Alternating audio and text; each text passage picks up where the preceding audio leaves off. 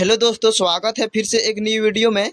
फिर से ला चुके हैं इतिहास का चैप्टर 2। ठीक है, चैप्टर 2 को आज के इस वीडियो में ऑब्जेक्टिव और सब्जेक्टिव प्रश्नों को सॉल्व करने वाले हैं, जो कि क्वेश्चन बैंक से। ठीक है, अगर आप सभी चैप्टर 1 को नहीं देखे हैं तो आप लोग चैनल में जाकर देख सकते हैं। ठीक है, चलिए तो देखते हैं सारा प्रश्न को, जो कि चैप्टर 2 में हम सभी पढ़ने वाले हैं राजा, किसान और नगर। ठीक है, राजा, किसान और नगर चैप्टर का आज के इस वीडियो में ऑब्जेक्टिव और सब्जेक्टिव प्रश्नों को देखेंगे। चलिए पहला प्रश्न देख लेते हैं। पहला प्रश्न है, अशोक के अभिलेख को सर्वप्रथम किसने पढ़ा?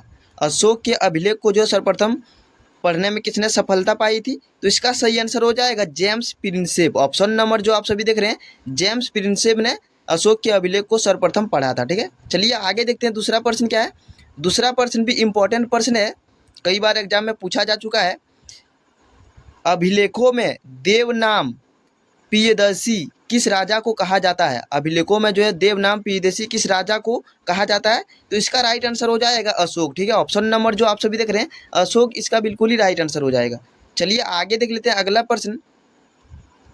अगला प्रश्न है, बुद्ध और जैन ग्रंथों में कितने महाजन पद का उल्लेख है? तो इसका सही आंसर क्या हो जाएगा? कुल मिलाकर 16 महाजन पद आप सभी पढ़े होंगे, जो कि सबसे शक्तिशाली महाजन पद अगर पूछा जाए तो मगध हो जाएगा। ठीक है, चलिए आगे देखते हैं अगला प्रश्न। अगला प्रश्न है, मगध महाजन पद की प्रारंभिक राजधानी कहाँ थी? जो मगध महाजन पद है, इसकी प्रारंभिक राजधानी कहाँ थी?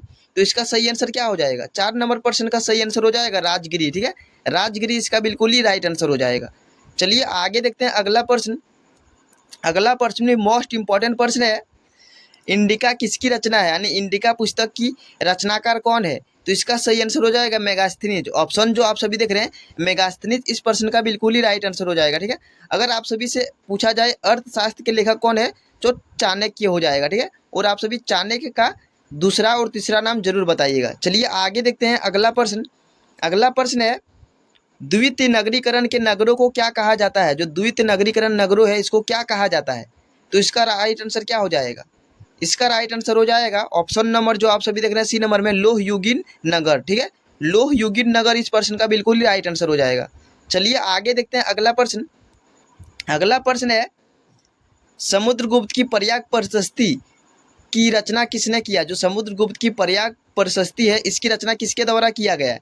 तो इसका सही आंसर हो जाएगा हरिसेन। ऑप्शन नंबर जो आप सभी देख रहे हैं हरिसेन, इसका बिल्कुल ही सही आंसर हो जाएगा। ठीक है, और इसी चैनल के माध्यम से चैप्टर वाइज सभी सब्जेक्ट का तैयारी किया जाएगा। ठीक है, तो चैनल में पहली बार आए हैं तो चैनल को सब्सक्राइब करके बेल आइकन को ऑल पर प्रेस जरूर कीजिएगा। ठीक है, जिससे आने वाले वीडियो का नोटिफिकेशन आपके पास सबसे पहले आएगा। ठीक है, चलिए आगे देखते हैं अगला प्रश्न। अगला प्रश्न है, भारत का नेपोलियन किस शासक को कहा गया है? तो भारत का नेपोलियन किस शासक को कहा गया है? समुद्रगुप्त को। ऑप्शन नंबर जो आप सभी देख रहे हैं समुद्रगुप्त को भारत का नेपोलियन कहा जाता है। चलिए आगे देखते हैं अगला प्रश्न। 9 नंबर का प्रश्न है, हर्षवर्धन के राज्य कवि कौन थे? हर्षवर्धन के राज कवि का नाम क्या है? तो इसका सही आंसर क्या हो जाएगा? इसका सही आंसर हो जाएगा बाणभट्ट। बाणभट्ट इसका बिल्कुल ही सही आंसर हो जाएगा। ठीक है, आप सभी बताइएगा कमेंट करके कि कालिदास ने किसका रचना किया था? कालिदास ने किसकी रचना किया था? कमेंट करके जरूर बताइएगा, यानी कि किस पुस्तक की रचना किया था। चलिए आगे देखते हैं 10 नंबर का प्रश्न। 10 नंबर का प्रश्न है, अशोक के धम्म की लिपि क्या थी? अशोक के धम्म की जो लिपि थी यह क्या थी, किस भाषा में थी? तो इसका सही आंसर क्या हो जाएगा? 10 नंबर प्रश्न का सही आंसर हो जाएगा ब्राह्मणी। ऑप्शन नंबर जो देख रहे हैं ब्राह्मणी बिल्कुल ही सही आंसर हो जाएगा। ठीक है, चलिए आगे देखते हैं अगला भी इंपॉर्टेंट प्रश्न है, कई बार एग्जाम में पूछा जा चुका है। ठीक है, फूट डालकर विजय प्राप्त करने का कार्य सर्वप्रथम किस राजा ने किया? फूट डालकर विजय प्राप्त करने का कार्य जो है सर्वप्रथम अजातशत्रु के द्वारा यह नीति अपनाई गई थी। ठीक है, चलिए आगे देखते हैं अगला प्रश्न। अगला प्रश्न है, किसके अभिलेख में भूमि दान का उल्लेख मिलता है? यानी कि भूमि दान का उल्लेख किसके अभिलेख मिलता है, किसके अभिलेख में मिलता है? तो इसका सही आंसर क्या हो जाएगा? 12 नंबर प्रश्न का सही आंसर हो जाएगा प्रभावती गुप्त। प्रभावती गुप्त के अभिलेख में जो है भूमि दान का उल्लेख मिलता है। चलिए आगे देखते हैं अगला प्रश्न। अगला प्रश्न देख लेते हैं। अगला प्रश्न है, प्राचीन भारत प्राचीन भारत में अभिलेख की शुरुआत किस शासक ने किया था, यानी कि प्राचीन भारत में जो अभिलेख लिखने की शुरुआत जो है सर्वप्रथम किस राजा के द्वारा किया गया था, तो अशोक के द्वारा, जो कि मौर्य वंश का तीसरा शासक अशोक के द्वारा यह किया गया था। ठीक है, चलिए आगे देखते हैं अगला प्रश्न। अगला प्रश्न भी कई बार आप सभी को वीडियो के माध्यम से बताए गए हैं और भी ट्रिक से बताए हैं। चलिए और एक बार रिपीटेड कर देते हैं। मुद्रा राक्षस किसकी रचना है? देखिए मुद्रा राक्षस, यहाँ पर क्या है, राक्षस। तो आप सभी ऐसे याद रखिएगा कि राक्षस का जो दांत होता है ना बहुत विशाल होता है। कैसे होता है? विशाल। और आप सभी इसका सही आंसर हो जाएगा विशाखा दत्त। यहाँ पर आप सभी देखेंगे कि दत्त से याद रखना है आप सभी को दांत, यानी कि यहाँ पर राक्षस से याद रखना है जो कि राक्षस का दांत जो है विशाल रहता है। ठीक है, यानी विशाख है ना, इससे आप सभी ट्रिक से आसानी से याद कर सकते हैं विशाखा दत्त। ठीक है, चलिए आगे देखते हैं अगला प्रश्न। अगला प्रश्न क्या है? अपने स्वयं के खर्चे से सूरदर्शन झील की मरम्मत किसने कराई? अपने स्वयं के खर्चे से जो है सूरदर्शन झील की मरम्मत किसके द्वारा किया गया था? तो रुद्रदामन के द्वारा। ऑप्शन नंबर जो आप सभी देख रहे हैं, रुद्रदामन के द्वारा सूरदर्शन झील की मरम्मत कराई गई थी। ठीक है, तो अभी आप सभी को बताएं कि लगभग 15 ऑब्जेक्टिव प्रश्न आप सभी को बताएं। अब देखने वाले हैं सब्जेक्टिव प्रश्न। ठीक है, जिसमें जो है 2 नंबर में पूछा जाएगा। ठीक है, अति लघु उत्तरी प्रश्न। ठीक है, अति लघु उत्तरी प्रश्न को देखने वाले हैं। चलिए पहला देखते हैं। पहला प्रश्न क्या है? मेगास्थनीज भारत में किसके दरबार में आया था? मेगास्थनीज जो है भारत में किसके दरबार में आया था? तो मेगास्थनीज भारत में जो है चंद्रगुप्त मौर्य के दरबार में आया था। ठीक है, आप सभी इसको नोट कर सकते हैं। अगर आप सभी को इसका पीडीएफ चाहिए तो डिस्क्रिप्शन में जो है टेलीग्राम का लिंक होगा, वहीं से आपको इसका पीडीएफ आसानी से मिल जाएगा। ठीक है, चलिए आगे देखते हैं अगला प्रश्न। पाटलिपुत्र की स्थापना किसने किया था? तो पाटलिपुत्र की स्थापना जो है उदयन के द्वारा किया गया था। आप सभी को डायरेक्ट उदयन नहीं लिखना है, जो कि सेंटेंस में लिखना है। ठीक है, पाटलिपुत्र की स्थापना उदयन ने किया था, इस तरह लिखना है। ठीक है, जिससे आप सभी को 2 में 2 नंबर आसानी से मिल जाएगा। चलिए आगे देखते हैं तीसरा प्रश्न। तीसरा प्रश्न है, चीनी यात्री फाहियान किसके शासन काल में भारत आया था? चीनी यात्री जो फाहियान था यह किसके शासन काल में भारत आया था? चीनी यात्री फाहियान जो चंद्रगुप्त द्वितीय के शासन काल में भारत आया था। अगर चंद्रगुप्त को जो है विक्रमादित्य भी कहा जाता है। ठीक है, तो आप सभी याद कर लीजिएगा, इसका दूसरा नाम है विक्रमादित्य। ठीक है, चलिए आगे देखते हैं अगला प्रश्न। नालंदा विश्वविद्यालय की स्थापना किसने किया था? यानी कि नालंदा विश्वविद्यालय की स्थापना किसके द्वारा किया गया है? देखिए आप सभी को ऐसे लिखना है, नालंदा विश्वविद्यालय की स्थापना गुप्त शासक कुमार गुप्त के द्वारा किया गया है। क्या लिखना है? कुमार गुप्त, जो कि गुप्त शासक है कुमार गुप्त। ठीक है, चलिए आगे देखते हैं 5 नंबर का प्रश्न। मेगास्थनीज कौन था? तो मेगास्थनीज कौन था? देखिए मेगास्थनीज यूनानी शासक सेल्यूकस निकेटर का राजदूत था। ठीक है, सेल्यूकस निकेटर का यह एक राजदूत था। ठीक है, जो कि यूनान का रहने वाला था। ठीक है, चलिए आगे देखते हैं अगला प्रश्न। अगला प्रश्न है, शक संवत का आरंभ किसने किया? देखिए शक संवत का आरंभ सर्वप्रथम किसके द्वारा किया गया था?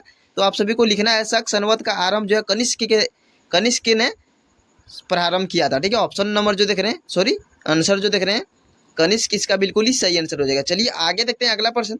तक्षशिला विश्वविद्यालय वर्तमान में किस देश में स्थित है? जो तक्षशिला विश्वविद्यालय है यह वर्तमान में किस देश में स्थित है? तो तक्षशिला विश्वविद्यालय वर्तमान में पाकिस्तान में स्थित है। ठीक है, आप सभी को ऐसे ही लिख देना है और आसानी से 2 नंबर अपने पॉकेट में कर लेना है। ठीक है, चलिए आगे देखते हैं अगला प्रश्न। अगला प्रश्न है, भूमिदान अभिलेख चंद्रगुप्त द्वितीय के किस पुत्री के नाम से मिला है? जो भूमिदान का उल्लेख मिला है यह चंद्रगुप्त द्वितीय की पुत्री के किस नाम से मिला है? तो आप सभी को अभी ऑब्जेक्टिव प्रश्नों में बताएं प्रभावती गुप्त। आप सभी को ऐसे लिखना है, भूमिदान अभिलेख चंद्रगुप्त द्वितीय की पुत्री प्रभावती गुप्त के नाम से मिला है। ठीक है, चलिए आगे देखते हैं नेक्स्ट प्रश्न क्या है। किस शासकों ने अपने नाम के पहले देवपुत्र की उपाधि लगाया? यानी कि देवपुत्र की उपाधि आखिर किस शासकों के द्वारा यह उपाधि लगाया गया था? तो इसका सही आंसर क्या हो जाएगा? देखिए इसको लिखना है आपको इस तरह, कुषाण शासकों ने अपने नाम के पहले देवपुत्र की उपाधि लगाया। ठीक है, चलिए आगे देखते हैं 10 नंबर का प्रश्न। ठीक है, 10 नंबर का प्रश्न जो कि ये भी इम्पोर्टेंट प्रश्न है। क्या है प्रश्न? हरिसेन द्वारा रचित पर्याय प्रशस्ति किस भाषा में लिखा गया? जो हरिसेन द्वारा लिखा गया पर्याय प्रशस्ति है यह किस भाषा में लिखा गया है? देखिए हरिसेन द्वारा रचित पर्याय प्रशस्ति जो है संस्कृत भाषा में रचा गया है। ठीक है, संस्कृत भाषा में। आप सभी इसको कॉपी में नोट जरूर कीजिएगा, जिससे आप सभी को आसानी से याद हो सकेगा। ठीक है, चलिए अब देख लेते हैं लघु उत्तरी प्रश्न। ठीक है, लघु उत्तरी प्रश्न जो कि आप सभी से एग्जाम में, फाइनल एग्जाम में 3 नंबर में पूछा जाएगा, 5 प्रश्न। ठीक है, चलिए देख लेते हैं। पहला प्रश्न है, अभिलेख से आप क्या समझते हैं, इनका क्या महत्व है। जो अभिलेख होता था इससे आप क्या समझते हैं और इसका क्या महत्व है। ठीक है, चलिए आंसर को रीड करते हैं। अभिलेख उन्हें कहते हैं जो पत्थर, धातु या मिट्टी के बर्तन जैसे कठोर सतह पर खुदे होते हैं। देखिए, जो पत्थर, धातु या मिट्टी के बर्तन जैसे कठोर सतहों पर खुदे होते हैं। ठीक है, अभिलेख में इनके निर्माण की तिथि भी होती थी। जो अभिलेख होता था जिसमें खुदाई किया जाता था, उसमें एक निर्माण की तिथि भी होती थी। ठीक है, तथा जिन पर तिथि नहीं होती थी उनका काल निर्धारण लेखन शैली के आधार पर किया जाता था। ठीक है, भारत में प्राचीनतम अभिलेख प्राकृत भाषा में है, जिसे सम्राट अशोक ने बनाया। ठीक है, भारत में जो है प्राचीनतम अभिलेख जो है प्राकृत भाषा में है, जिसे सम्राट अशोक ने बनाया। ठीक है, चलिए इसका महत्व देख लेते हैं। इसका महत्व, आखिर अभिलेख का महत्व क्या था। देखिए, पॉइंट वाइज आप सभी को लिखना है। ठीक है, पहला पॉइंट क्या है, अभिलेख प्राचीन काल के अध्ययन के लिए अत्यंत प्रामाणिक और विश्वसनीय स्रोत होते हैं, क्योंकि ये समकालीन होते हैं। ठीक है, चलिए दूसरा में लिखना है आप सभी को, अभिलेख बनवाने वाले अभिलेखों से शासक के विचार, राज्य विस्तार, उपलब्धियां, चरित्र, जन भावना का पता चलता है। ठीक है, यानी कि पहले के जो है जमाने का चरित्र और भावनाओं का पता चलता था। ठीक है, इसी के माध्यम से आगे देखते हैं। अगला पॉइंट क्या है, अभिलेख से तत्कालीन धर्म, संस्कृति, रीति रिवाज की जानकारी भी मिलती है। यानी कि पहले के ज़माने में संस्कृति कैसी थी, वहाँ के रीति रिवाज कैसी थी, इसी अभिलेख के माध्यम से इसकी जानकारी मिलती है। ठीक है, चलिए चौथा देखते हैं, अभिलेख से तत्कालीन भाषा और लिपि का भी ज्ञान होता है। यानी कि अभिलेख से पता चलता है कि पहले के ज़माना का भाषा और लिपि का कैसे प्रयोग किया जाता था। ठीक है, चलिए उसके बाद 5 नंबर पॉइंट में आप सभी को लिखना है, शासकों के आदेश, शत्रु विजय तथा नागरिक अधिकारों की जानकारी मिलती है। ठीक है, उसके बाद 6 नंबर में पॉइंट में लिखना है आप सभी को, अभिलेखों से उस काल के समय ज्ञान होता है। ठीक है, यानी कि उस समय के बारे में अभिलेख से पता चलता है कि वहाँ के राजाओं की घटनाएं कैसे हुई थी। ठीक है, बीती हुई घटनाओं की जानकारी मिलती है। उसके बाद देखिए, अभिलेख प्राचीन इतिहास के स्थायी प्रमाण होते हैं। अभिलेख से तत्कालीन अर्थव्यवस्था की भी जानकारी मिलती है। तो पहले की ज़माना की अर्थव्यवस्था की भी जानकारी मिलती है अभिलेख से ही। ठीक है, आगे देखते हैं अगला पॉइंट क्या है। अगला पॉइंट है, अभिलेख से शासक और प्रजा के बीच संबंध भी पता चलता है। यानी कि पहले के ज़माने में प्रजा राजा के साथ जो है प्रजा का संबंध किस प्रकार था, ये भी अभिलेख के द्वारा ही पता चलता है। अभिलेख से कला भी ज्ञान होता है, यानी कि ज्ञान भी इससे प्राप्त होता है। ठीक है, चलिए अगला इम्पोर्टेंट प्रश्न देख लेते हैं। अगला इम्पोर्टेंट प्रश्न ये है, कलिंग युद्ध का अशोक पर क्या प्रभाव पड़ा। जब कलिंग युद्ध हुआ था तो अशोक पर इस पर क्या प्रभाव पड़ा था। ठीक है, ये भी इम्पोर्टेंट प्रश्न है। ठीक है, चलिए आंसर को रीड करते हैं। अशोक अपने शासन के 8वें वर्ष में कलिंग, जो कि उड़ीसा में हुआ था, कलिंग युद्ध कहाँ हुआ था, उड़ीसा पर आक्रमण किया, जिसमें 1 लाख व्यक्ति मारे गए। इसमें लगभग 1 लाख व्यक्ति मारे गए, 1.5 लाख बंदी बनाए गए तथा कई गुना घायल हुए। ठीक है, जिससे अशोक का हृदय परिवर्तन हुआ, उसका हृदय में जो है बहुत चोट पहुंचा। ठीक है, जिसके फलस्वरूप निम्नलिखित प्रभाव पड़े। ठीक है, तो आपको ऐसे ही पॉइंट बना के फाइनल एग्जाम में लिखना है। ठीक है, चलिए पहला पॉइंट लिखना है, उस युद्ध से घृणा हुई तथा जीवन भर युद्ध न करने की प्रतिज्ञा की। ठीक है, अगला पॉइंट लिखना है आप सभी को, भीष्म रक्त संहार देखकर बौद्ध भिक्षु उपगुप्त के प्रभाव से बौद्ध धर्म की स्वीकार लिया। ठीक है, उसने जो है यानी कि एक भिक्षु बन गया था और उसने बौद्ध धर्म को अपना लिया, जो कि ठीक है। आगे देखते हैं तीसरा पॉइंट क्या है, कलिंग युद्ध के बाद अशोक शांतिवादी हो गया तथा राज विस्तार की नीति पर परित्याग कर दिया।